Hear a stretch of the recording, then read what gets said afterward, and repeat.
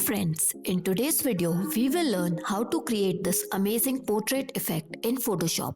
So without any further ado, let's get into the video. Press Ctrl or Command J to duplicate your layer.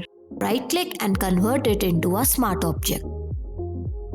Go to the adjustment layer and choose threshold. Change the amount to around 50.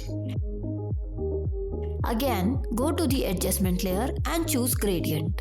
Here, add the gradient color codes mentioned over here.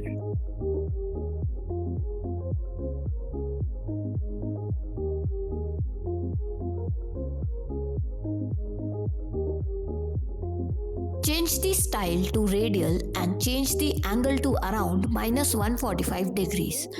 Keep the scale to 100 and hit OK. Change the blending mode of your gradient to darken color. Now go to layer 1 and choose filter gallery. Fit it in the view and from stylize choose glowing edges. Change the amount and hit OK. Now import your portrait or just copy and paste it in the document. Bring it to the top. Now press Ctrl or Command T to adjust it. Select the Object Selection tool from the toolbar and remove the background of the portrait by clicking on the vector mask icon.